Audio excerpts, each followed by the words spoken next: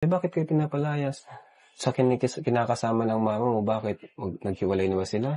Hindi naman po, may problema po talaga sila po talaga. Yung mga anak po kasi nung ano po ni mama, yung nakarelasyon po inaaway po kami palagi. Sinasabihan nga po kami ng mga masasama, ganun. Tapos pinapalayas po kami araw-araw. Kasi gaya nga po nung ginagawa po ng anak po nung kasama mo, ang sasama po ng mga sinasabi na mamatay ka na, ganun. Sure? Opo, kaya palagi po kami, sinasabihan nga po kami na sa truck daw po, baka maanan daw po kami ng truck yung para masagasaan daw Grabe po, naman. parang ganun. Kasi hate na hate po kami kasi mahampas lupa daw po kami. Kasi wala nga po ang bahay.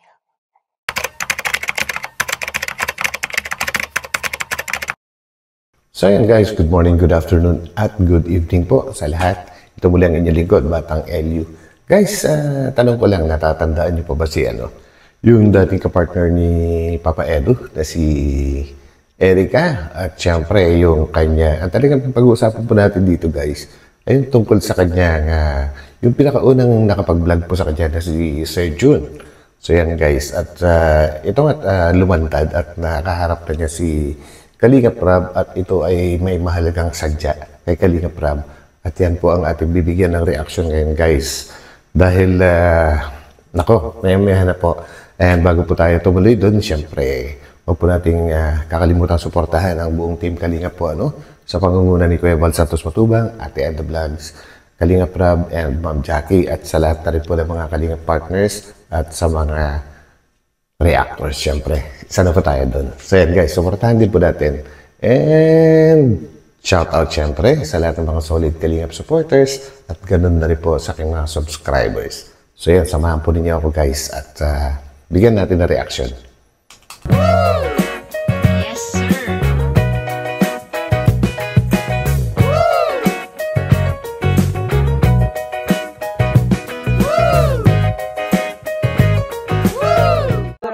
Ito yung pinapaano ko kay Rab, pinapa-vlog ko kay Rab, ang tatay niya, Germany.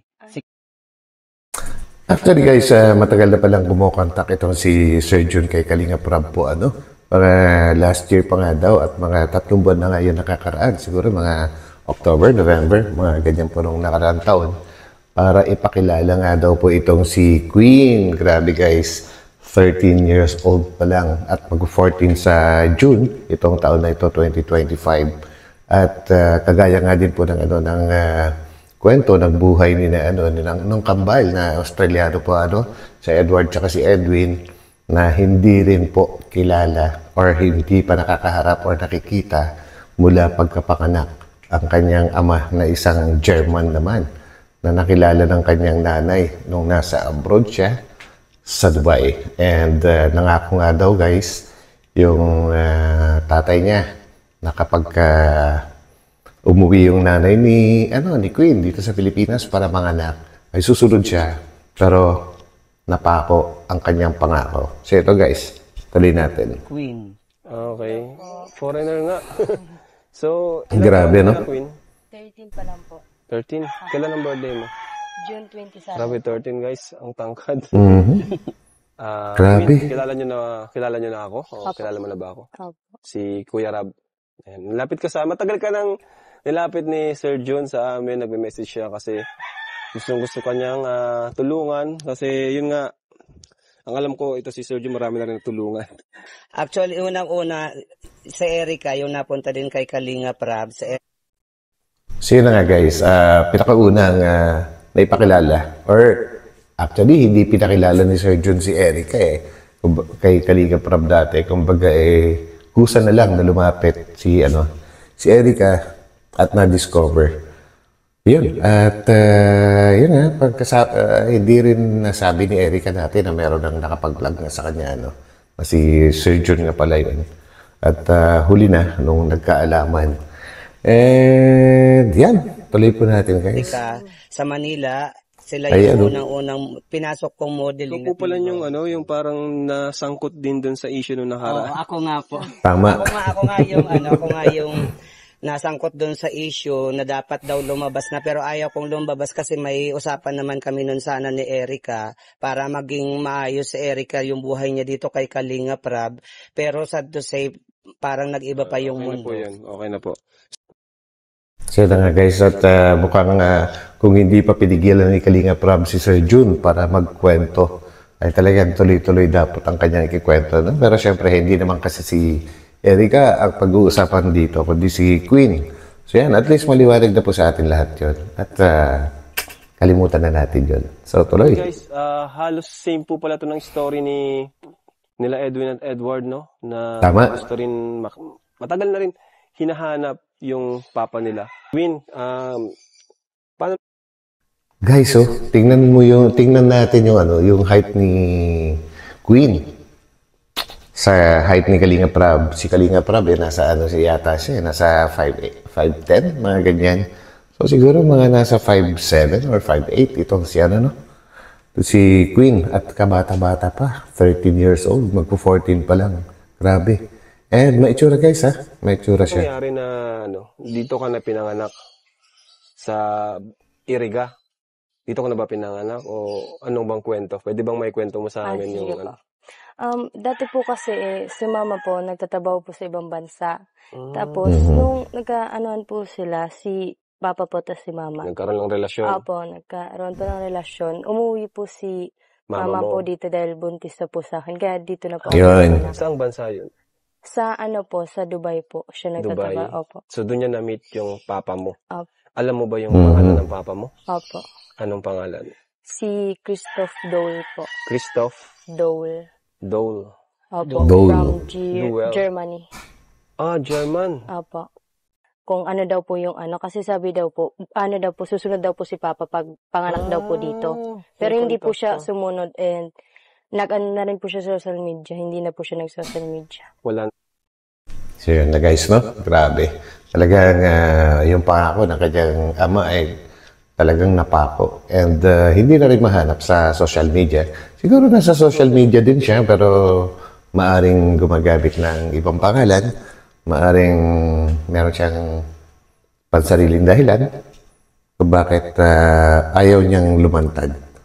Well, marami pong kwentong ganyan guys dito sa Pilipinas. Hindi Yan. na rin nahanap yung Opo. Facebook. Opo. Hindi na rin nahanap. Hindi na rin po. Matagal lang din nakita. Hindi na.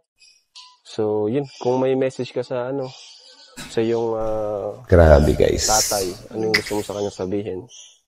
Ano lang po, message ko po sa'yo is, magpakita ka lang po kahit one day. Kasi po, gusto ko rin po makilala yung tunay kong tatay and matagal na rin po is also 13 years naman na po ang tagal-tagal na. Grabe, guys, syempre, babae po yan eh. Kumbaga, yan eh. Alam naman natin, mga babae na mga anak, guys, karamihan dito sa atin, mas malapit yan sa tatay. Talagang hinahanap nila yung tatay nila. Grabe itong itong si Queen, no? Pati boses niya, hindi na siya boses bata or kaya sabihin na natin teenager. Hindi na mukhang pang 13 yung kanyang boses, parang dalaga na rin talaga. Siguro kung hindi natin alam na 13 lang siya, kapag nakasalubong mo dyan, hindi mo talaga isipin na bata pa ito. Yan lang. 13 years. Pasok muna po tayo. O tara, doon tayo. Ano po talaga is, hindi po talaga namin to bahay. Bahay po to nila, lola lang po. Wala pa kayong sariling bahay? Ay, meron po, doon po sa,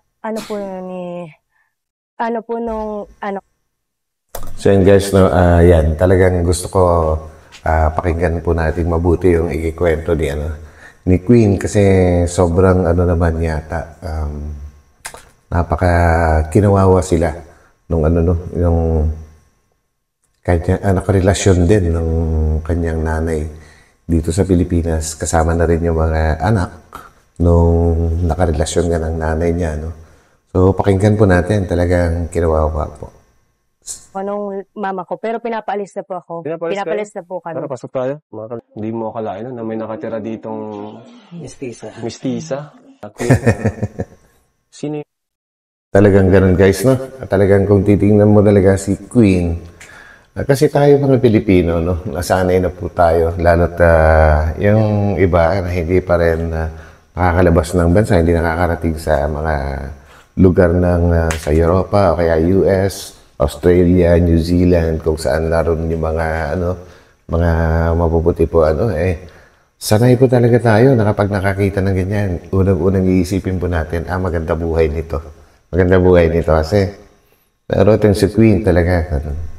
Kumbaga, hindi pinalad. And sana nga ay mahanap niya yung kanyang tatay sa tulong ng kalingap po, Sana. Ganon din yung kambal na si Edwin tsaka si Edward. I wish mahanap po nila kanilang tatay. Tumata yung ama mo ngayon. Si mama na rin po. Mama at the mo same na lang time. din. Opo. At the same time rin po.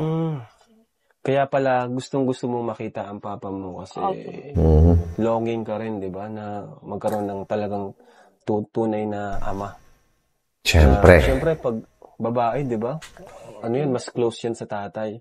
Yun. So dito Yung pa sinabi ko. Nakatira si Queen. Pakita mo bro yung paligid. Actually, hindi pa nga nila. Grabe guys, sa tangkad ni Queen, kumbaga pag tumayo yan, halos konti na lang yero na. Napakainit niyan guys, napakainit niyan. Mas maganda pa yung pawid kaysa yero na ganyan na walang kisame. Pakainit niyan. Hindi pa nga niya tutunay na tirahan. Okay, bakit kayo pinapalayas? Sa kinakasama ng mama mo, bakit? Naghiwalay na ba sila?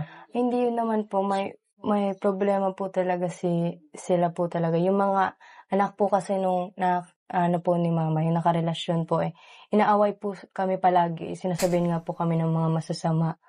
Ganun. Tapos pinapalayas po kami araw-araw. Kaya napilitan po talaga kaming umalis na lang. Kasi nakakaya naman po kasi mga kapitbahay na palaging pinapaalis. Okay. So guys, talagang siguro nga nag-hysterical siguro yung yung mga anak nung kabilang side, yung nakarelasyon nga ng tatay niya kasi kagaya na sabi ni Queen, nakakaya sa mga kapitbahay nila doon. Ibig sabihin, malakas yung mga boses. So talagang nakakaya ngayon. Tama lang na yung nag-decide si Queen na umalis na lang po doon. Kahit maliit nga lang itong tinitiran nila, at least walang nangaaway sa kanila dyan. And parang nabanggit din niya na mismo dyan sa tinitirhan nila ay parang pinapaalis na rin po sila. So, kailangan talaga ni Queen ng tulong ng kalingap. Yan. Kayo na mismo yung nagkusa.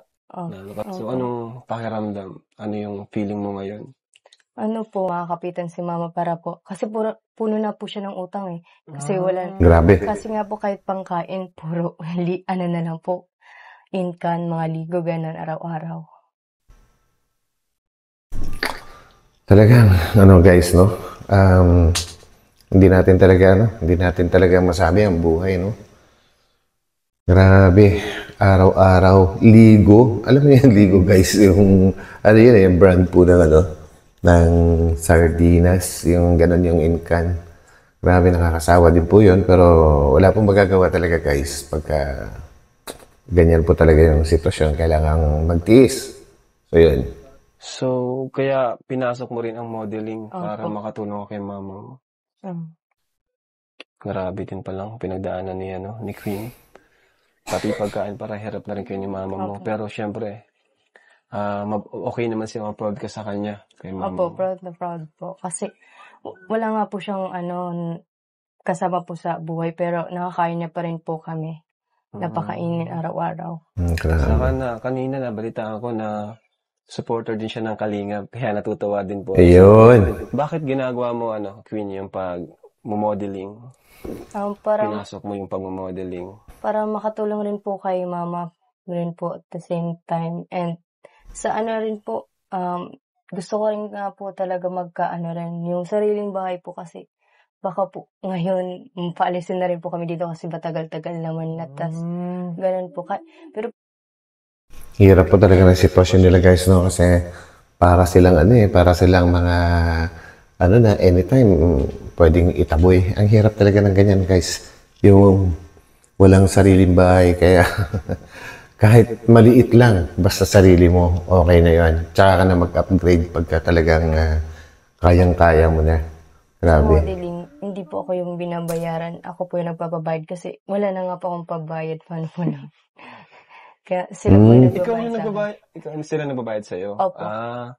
Parang Parang si ano din dati guys, si Erica nga ano, nahawak din dati ni Sir Jun na nagmo-modeling. Ganun din itong si Queen. Ganun din yung sitwasyon niya. Na rumarampa, nagmo-modeling po, mga damit, mga ganun. Pero, extra mo. Opo, parang, Pero, sapat ba yung kinikita mo doon? Oh. minsan po hindi po talaga sapat kasi minsan nga po na ano lang po yun, more on sa pagkain lang po yun sa amin, tas Grabe. sa pag-aral. Grabe, no? Pero ang grabing effort sa ibang buhay pagmo-modeling, mapagod yan. Alam ko yan eh. Grabe ang grind Dating dyan. model Tapos, si ano. Hindi naman talaga nababayaran. Minsan, talagang kulang. Lalo na kung nagsisimula ka pa lang. Di ba, Sir Jun? Minsan, di ka Tama. talaga papansinin kahit ano. Mamumuhunan talaga. Mamumuhunan ka talaga. Yung Tama yan, kasi ang pagmamodel guys, kapag ka ikaw yung may gusto ha, hindi ikaw yung kinuha. Kumbaga ikaw lang yung gustong mag-model, talaga mamumuhunan ka dyan. Pero kung sa isang kwento naman, nakitaan ka ng potential at merong nag-sponsor sa'yo, so sila yung magbabayad. Talagang sagot nila lahat. Whereas, kung ikaw naman yung may gusto na mag-model, talagang i-improve mo yung sarili mo, lahat. Kailangan bumili ng mga magagandang damit, mga pang-ayos sa sarili. So, yun. kagandahan ng isang modelo, hindi doon nakikita. Kailangan mong mamuhunan. Tama. Mag-i-invest ka muna. Mag-invest ka muna. I-build up mo yung sarili mo para Para makilala. magkaroon Yan, ka ng pangalan. ang sinasabi ko. Ano ba yung pangarap mo someday? Talaga bang pangarap mo maging model o may iba ka pang pangarap? Yun rin po, pangarap ko rin po talaga maging model and maging artista rin po. Wow! Uy! Pwede. Malay natin kung may makapanood dito ngayon sa vlog ni Kalinga Prab po, ng mga talent scout dyan. Ano kaya, producer, director, at magustuhan, nandyan lang po si Kalinga Prab. Pwede yung kontakin. So yun, Anong grade mo na? Grade 8 pa lang po ako. Grade 8 ka pa lang. grabe. Grabe. Ang mature niya nga usap. Ang galing. Tama. Matalino. Pwede kang nagpapatyan ka rin. Opo, nagpapadyan Kaya rin naman po. pala, no? Sanay siya sa Q&A. Mm, Sacrifice. okay. And sana po, soon, mabayaran ko rin po eh. Alam ko naman po talagang, hindi po talaga totally mababayaran. Pero, sana po kahit po kaunti eh, maano rin po yung ano nyo. Kasi, gaya nga po nung ginagawa po ng anak po nung kasama mo eh, ang sasama po ng mga sinasabi na mamatay ka na, ganyan. Sure? Opo. Kaya palagi po kami, sinasabihan nga po kami na sa truck daw po, baka maanahan daw po kami ng truck yung para masagasaan daw. Grabe naman yung mga yun. Kumbaga, guys, cursing na yun masama na yun. Kumbaga, malaking kasalanan na yan. Na i-curse mo yung isang tao na sana mamatay ka na, sana masagasaan ka. Ano kaya? Well, hindi natin alam kung anong dahilan po, kung saan nanggagaling yung galit na ba ngayon. Well, siguro, nasobrahan sa ganda itong si Queen at nagkaroon na inggitan siguro. Sarili ka lang po yan, guys. Kasi hate na hate po kami kasi mga paslupa daw po kami. Uy, grabe. Pero ano din guys bakit pinabayaan sila Pinabayaan sila nung nakarelasyon ng tatay nila. Kung talagang mahal nung lalaki, nakarelasyon ng mama niya, yung sina Queen tsaka yung mama niya, dapat pinagtanggol sila, di ba guys? Bakit hinahayaan niyang ganun? Parang inapi pa lang talaga kayo doon. Opo. Yun yung mga sinabi Grabe. sa inyo. So, ano naramdaman mo? Sinasabihan kayo ng ganun. Pati si mama mo. Siyempre po nalungkot, lalo na po kay mama kasi. Ano po ganun. Kung ikaw ba naman po sabihin po yung pamilya mo na. Saka na lang umalis. Kung saan na kayo umalis. Anong trabaho ngayon ni mama mo? Wala po siyang trabaho. Wala. Uy, Saan kayo malaking katanungan talaga. Tama yung question ni Kalinga Prab. Kung saan sila kumukuha ng pangbuhay nila sa sarili nila kasi mismong nanay niya walang trabaho. kuha ng gastusin sa araw-araw, allowance mo? Puro lang po talaga utang. Uy, grabe. May racket. Opo, pag may racket, doon lang po Pero pag nakakabay. wala. Wala po. Kaya habi ko kay Julie. Kaya palang grabe yung pagpupumilit niyo po sa akin. Pumunta ng Manila. Kung walang mag-sponsor na ako makuha kay Queen, wag na muna pumunta ng Manila para rumampa sa Okada. So yun pala guys, no, plano.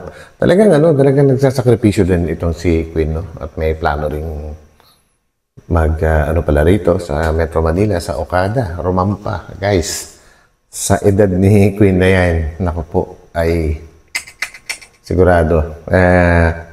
Hindi ko naman inaano, guys, pero alam nyo naman, dito, no? Daming mga tukso dito. Maaring mapariwara ang buhay niya. Kasi, alam niyo na, mga mayayaman, mga ganyan.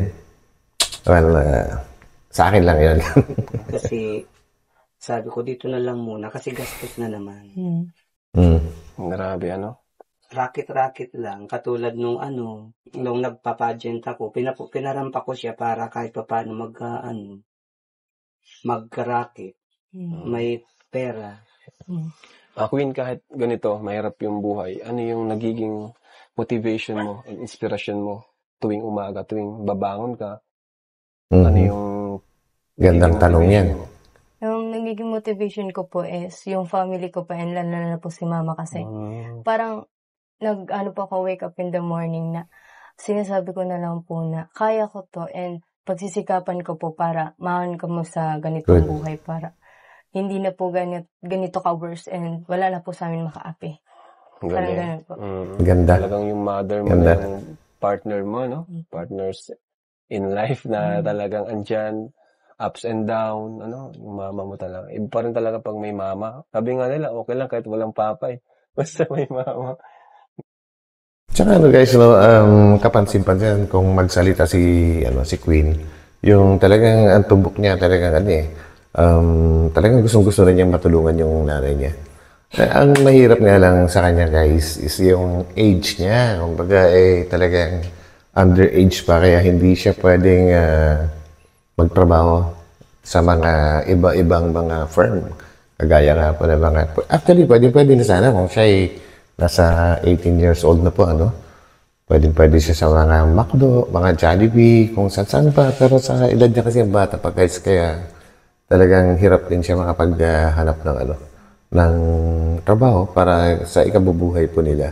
Yun. Grabe. Pero mas okay na kung kompleto. At kaya sana, Siyempre. makatulong tong vlog natin para Yun. makita ni Queen yung kanyang matagal nang hinahanap na papa. May picture ka ba? So yan guys, actually, kukunti pa lang naman yung aking mga subscribers, sa mga viewers.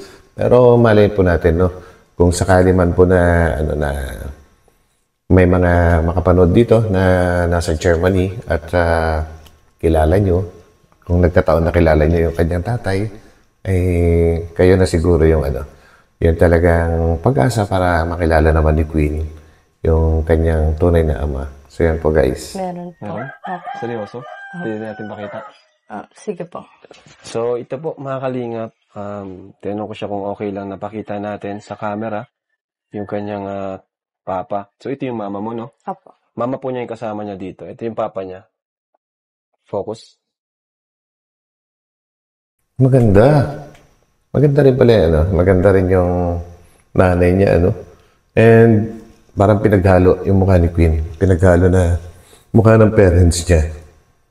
Naka-focus, bro. Ang pangalan niya ay Christo Jewel. So ngayon, may bibigay tayo kay Queen. At yun nga, alam natin yung kanyang kalagayan. Kailangan niya ng financial support. So, bibigay po tayo sa kanya ngayon, no? Itong financial support ko ngayon sa pag-aaral mo. At yun, kung may sabi mo nga, may mga utang kayo. Magkano yung utang niyo? Uy, ang ganda ng tanong ni Kalinga Prab. Mahina nga lang to si Queen. Hindi niya sinabi kaagad. Pag sinabi ni Queen, malamang bayaran ni Kalinga Prab yan. Ako. So, ito Queen, sana makatulong sa'yo. Mula sa akin, kay Kuya Rab mo, at mula sa Team Kalingap. Ito. Thank you so much 10,000 po. pesos. Wow. Anong laki. gagawin mo dyan, Queen?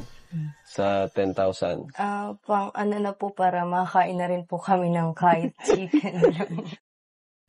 Grabe guys. Talagang